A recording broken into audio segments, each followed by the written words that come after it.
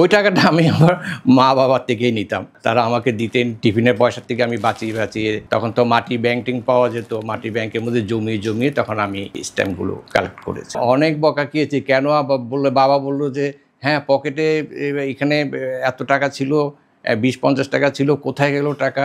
তা আমি বলছি যে বাবা আসলে আমি একটা জিনিস কিনবো, তো বলকে আমাকে বললেই পারতি, তাহলে আমি তোকে কিনে দিতাম। তখন তো আসলে সেই ইয়েটা ছিল না বলার, বাবাকে ভয় পেতাম, মাকে ভয় পেতাম। সত্যি কথা বলতে কি এটা ছাড়া আমার এখন আমি কোনোভাবে চলতেই পারি। যখনই কোনো নতুন ইস্যু হয় জনগণের, তখন আমার খুব চিন্তায় ফেলে দেয়, কীভাবে পাবো, কীভাবে সংগ্রহ করব।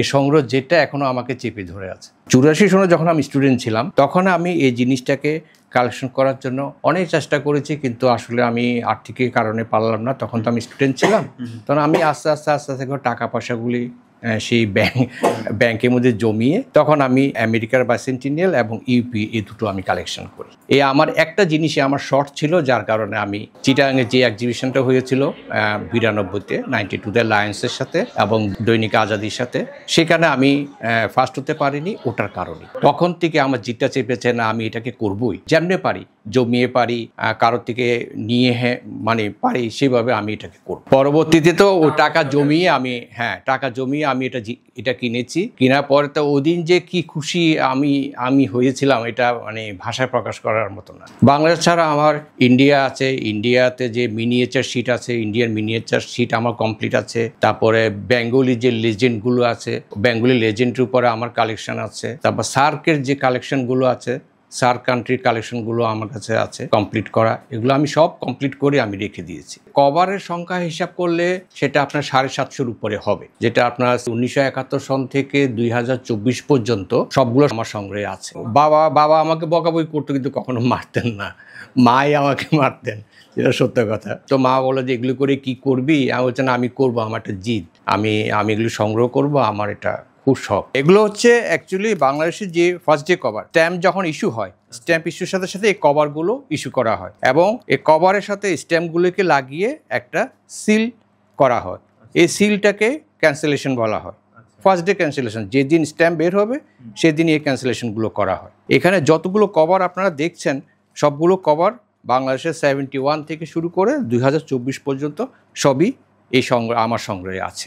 এখন আমি দেখাচ্ছি বাংলাদেশের যে বীরশ্রেষ্ঠ ছিল, বীরশ্রেষ্ঠের উপরে 7টা স্ট্যাম্প বের করেছিল, সেটা হচ্ছে আপনার 82-তে। এটা হচ্ছে সেই কভারটা।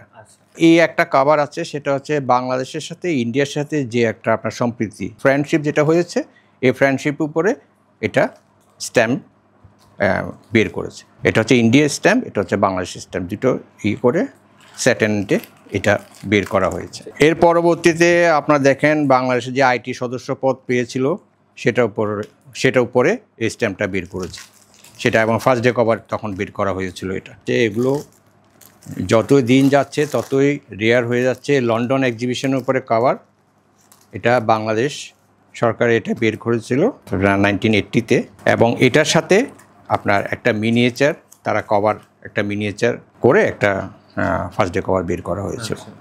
এগুলো আমি বিভিন্ন জন থেকে আমি এগুলো কালেক্ট করেছি, বিভিন্ন ডিলার থেকে এগুলো কালেক্ট করেছি, সংগ্রহ করে আজকে আমি এটা কমপ্লিট করেছি। এখন যেটা দেখাবো আপনাকে, সেটা হচ্ছে আমেরিকার যে বাইসেন্টিনিয়াল, এটা হচ্ছে ফরাসি বিপ্লবের। এটা এখন খুব রেয়ার হয়ে গেছে, এটা পাওয়া যায় না, আর পাওয়া গেলেও কিন্তু অনেক দাম দিয়ে আমাদেরকে এগুলো কিনতে হয়। এরপর হচ্ছে আপনার ফ্রেঞ্চ রেভলিউশনের উপরে ফার্স্ট ডে কভার বের করেছে। তারপর উপরে আপনারা দেখেন SOS চিলড্রেন, এটার উপর বের করেছে। তারপর শারদা পুলিশ একাডেমির 75তম বার্ষিকী, এটা বের করেছে। তারপর হচ্ছে বাংলাদেশ টেলিভিশন, এটা আপনার রজত জয়ন্তী উপলক্ষে এটা দুটো স্ট্যাম্পের উপরে ক্যান্সেলেশন করে কভারটা করা হয়েছে। প্রথম যেদিন এটা ইস্যু হয় সেই দিনই নিয়ে নিলে সবার জন্যই বেটার, কারণ এর পরবর্তী দেখা যায় যেগুলো দাম বেড়ে যায়।